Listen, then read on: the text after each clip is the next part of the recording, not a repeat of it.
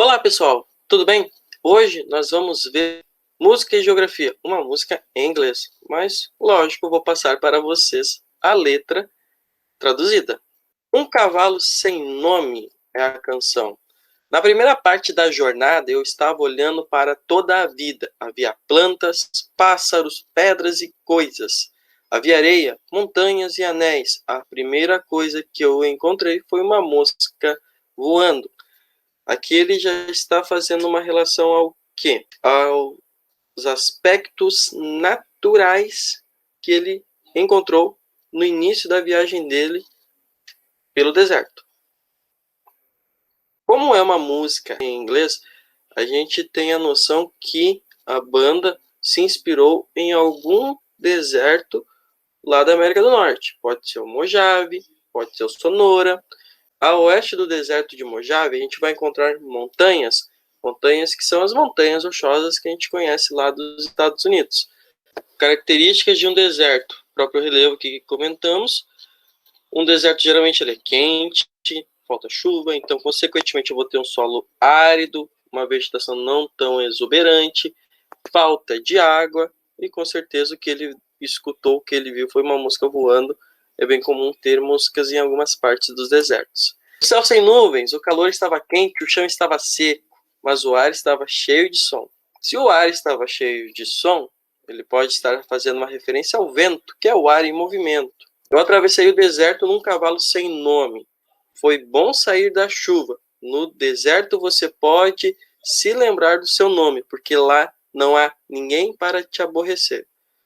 Ele pode ter pego uma chuva no deserto, numa parte mais úmida, não tão seca, e quando ele diz que lá ele pode lembrar do próprio nome dele, ele está fazendo uma referência à questão de densidade demográfica, não tem pessoas lá para aborrecê-lo.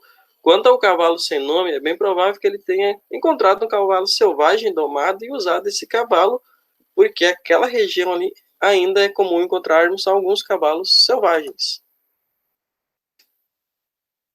Depois de 2 dias sob o sol do deserto, minha pele começou a ficar vermelha. Depois de 3 dias na alegria do deserto, ele estava alegre ainda. Eu estava olhando para um leito de rio, e a história que ele contou sobre um rio que corria deixou-me triste em pensar que ele estava morto. 2 dias já é suficiente para queimar a pele, né? 3 dias ainda a gente tem aquela alegria. Nos desertos, pela falta de chuva, pela temperatura, é muito comum a gente encontrar leitos de rios secos. O leito de um rio é por onde esse rio corre, ok? Esse rio ele pode receber água? Pode, quando voltar a chover, ele pode surgir de repente depois de uma enxurrada, que é consequência de um grande período de chuvas, chuvas muito fortes. Um exemplo, veja, eu atravessei o deserto num cavalo sem nome. Foi bom sair da chuva. No deserto você pode se lembrar do seu nome. Novamente, ninguém vai estar lá para aborrecer ele. Ele vai estar em harmonia com a natureza até as consequências da exposição ao deserto não prejudicar ele.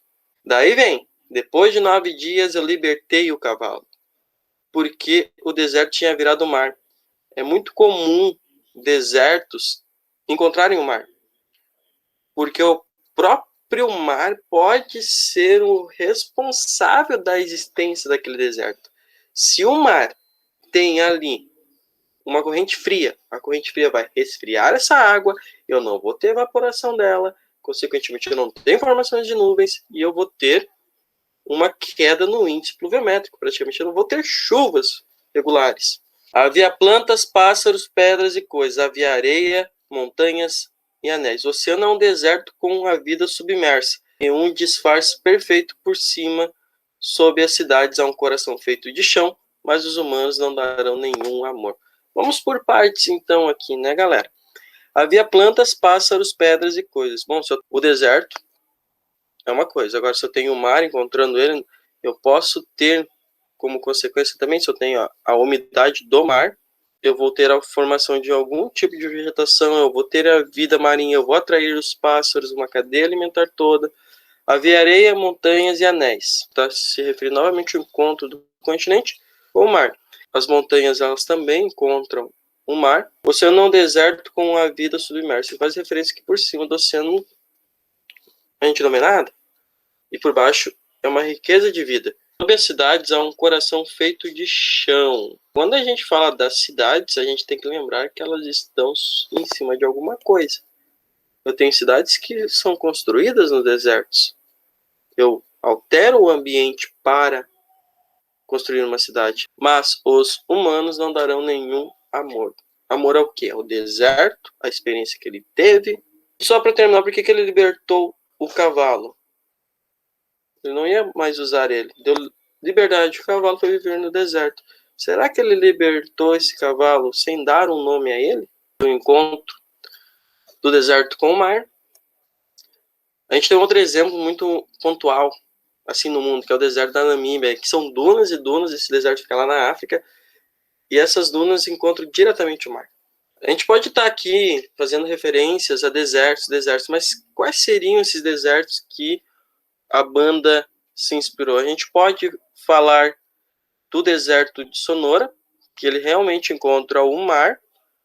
A gente pode falar do Mojave, que ele tem contato com as montanhas, o que faz crer que provavelmente a pessoa sai do Mojave e vai em direção ao sul encontrar o mar.